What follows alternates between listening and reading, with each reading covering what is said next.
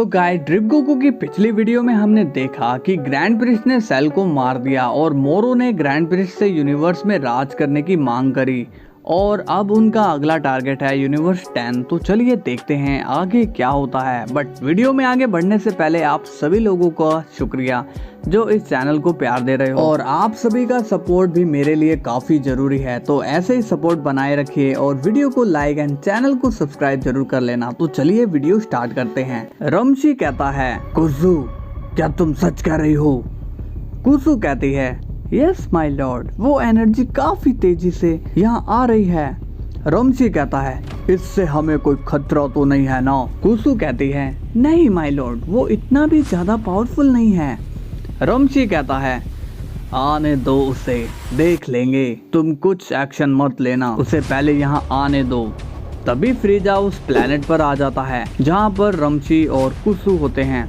फ्रीजा उन्हें देखकर स्माइल करता है और फिर रमशी फ्रीजा के सामने खड़ा हो जाता है। रमशी कहता है, तुम्हें तो कहीं देखा है, बताओ तुम कौन हो और यहाँ क्या कर रहे हो? तभी कुसु कहती है, माय लॉर्ड, ये तो टूर्नामेंट ऑफ पावर में था और ये यूनिवर्स 7 से लड़ा था। रमशी कहता है, ओह, तो तुम यूनिवर्स 7 से हो, अब कुछ बोलोगे भी कि तुम यहाँ क्या कर रहे हो? फ्रीजा कहता है, वो दरअसल मैं रास्ता भटक गया था, स्पेस में मेरा जहाज पत्थरों से टकराकर तबाह हो गया था, तो मुझे ये प्लेनेट दिखाई दिया तो मैं यहाँ चला आया। रमशी कहता है, तुम्हारा चेहरा देखकर लगता नहीं कि तुम सच कह रहे हो, तुम्हारा चेहरा ऐसा क्यों है? फ्रीजा मन में कहता है, क्या इन्हें मुझ पर शक तो नहीं हो गया है? और अगर ऐसा हुआ तो मुझे इस गॉड को मारना पड़ेगा। रमशी कहता है, तुम कुछ बोल क्यों नहीं रहे हो? फ्रीजा कहता है, वो मेरी शक्ल ही ऐसी है। रमशी कहता है, तो ठीक है, मैं तुम्हारा यूनिवर्स 7 जाने का बंदोबस्त करवाता हूँ। रमशी कुसु से कहता है, कुसु तुम इसे वहाँ छोड़कर आ जाना। कुसु कहती है, ओके माय लॉर्ड। इसके बाद रमशी वहाँ से चला जाता है और फ्रीजा एक इविल स्माइल करता है। इसके बाद कुसु फ्रीजा को यूनिवर्स 7 ले जाती है और उसे वहाँ छोड़कर आ जाती है।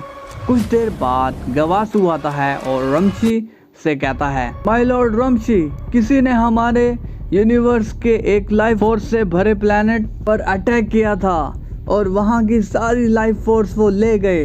ये सुनकर रमशी शॉक्ड हो जाता है और कहता है, क्या ये कब हुआ?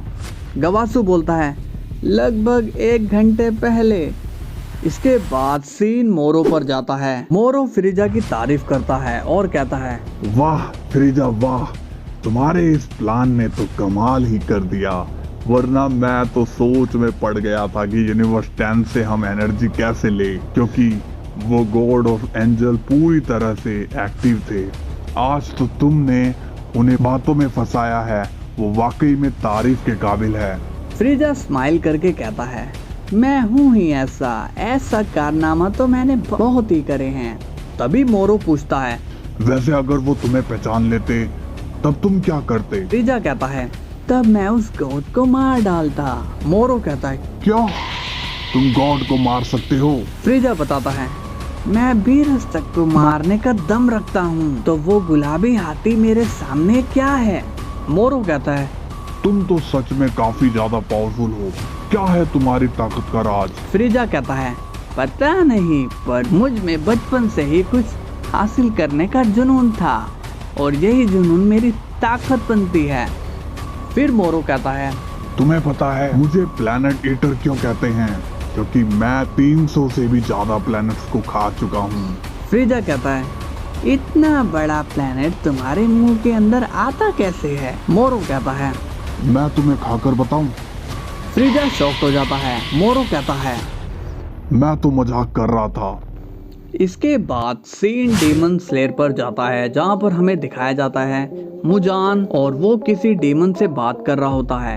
वो डीमन बोलता है, मुजान, तुम्हारे ऊपर 6 रैंक मून वाले डीमंस में से एक मर चुका है। मुजान कहता है, वो इतने ज्यादा स्ट्रॉन्ग थे, उन्हें किस चीज से मारा है? वो डीमन बताता है, उन्हें किसी हथियार से नहीं मारा और वो दोनों एक ही अटैक से मारे गए। मुजान कहता है, क्या एक ही अटैक में इसका मतलब अब एक ताकतवर दुश्मन आ चुका है, उसका पता लगाओ कि वो कौन है। वो डीमन कहता है ठीक है, मैं जाता हूँ। इसके बाद सीन ड्रैगन बॉल वर्ल्ड में जाता है। कुसु रमची को बताती है, लॉर्ड रमची, ऐसे ही हरकत यूनिवर्स 9 में भी हुई थी। वहाँ के भी एक लाइफ फोर्स से भरे प्लेनेट की लाइफ फोर्स को खींच लिया गया।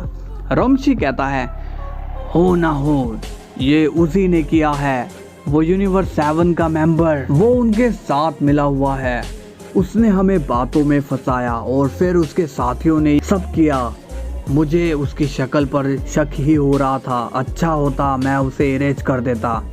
कुसु कहती है अपने आप को दोष मत दीजिए, आपने इंसानियत दिखाई, बुरा तो वो है जिसने ये सब किया। रमची कहता है कुसु, पर उन्हें ये सब करके क्या मिल रहा है। इसके बाद सीन मोरो पर जाता है। मोरो कहता है हम अब एक साथ मिलकर नहीं मिलेंगे, क्योंकि जब हम इकट्ठे होते हैं तब हमारी की एनर्जी काफी ज्यादा होती है और ये एनर्जी एंजल्स को आसानी से सिग्नल देगी, जाओ और अलग हो जाओ। जब जिसकी ड्यूटी होगी मैं खुद उसके पास आ जाऊंगा। इसके बाद सब चले जाते हैं और फ्रीजा भी जाने वाला होता है। मोरो कहता है फ्रीजा तुम यहीं रुको, मुझे तुमसे बात करनी है। फ्रीजा कहता है कहो मोरो। मोरो कहता है मैंने ग्रैंड प्रिंस से ये मांग रखी है कि हमें यूनिवर्सेस का किंग बना दे, और वो मान भी गया। फ्रीजा कहता है तुम कितने भोले हो मोरो, तुम्हें लगता है कि वो तुम्हें राज करने देगा। मोरो कहता है मैं भोला नहीं हूँ, इसलिए तुमसे पूछने आया हूँ, क्योंकि तुमने उसे महसूस किया है। फ्रीजा कहता है मुझे पहले वो अच्छा लगता था, पर मुझे बाद में पता चला कि ये सब उसी का रचा खेल है। वो हम सबको मरवा सकता है अपने स्वार्थ के लिए, और मुझे उससे भी स्ट्रॉन्ग बनना होगा ताकि मैं उसे कुचल सकूं। मोरो कहता है अगर ऐसा है तो मुझे भी कुछ करना ही होगा। इसके बाद सीन जैनो पर जाता है। जैनो ग्रैंड प्रिंस से कहता है डाई, अब तो काफी टाइम हो गया है, गोकू को यहाँ लेकर आओ, हमें उनसे मिलना है। दूसरा जैनो कहता है हाँ डाई, उसे लेकर आओ। ग्रैंड प्रिस्ट कहता है लॉर्ड जैनो, मैं वहाँ गया था उसे लेने, पर वो वहाँ नहीं है। जैनो पूछता है नहीं है तो कहाँ है? तुम उसकी एनर्जी सेंस करके उसे ढूंढो। ग्रैंड प्रिस्ट कहता है मैंने कोशिश करी थी लॉर्ड जैनो, पर मुझे उसकी कोई भी की सेंस नहीं हुई। जैनो पूछता है तुम कहना क्या चाहते हो? ग्रैंड प्रिस्ट मन में कहता है ऐसा तो तब होता है जब वो शख्स मर जाता है, पर मुझे ये नहीं कहना चाहिए, अगर इन्हें गुस्सा आया तो कुछ भी हो सकता है। ग्रैंड प्रिस्ट कहता है मैं उसे जल्दी ही आपके पास लेकर आऊंगा लॉर्ड जैनो।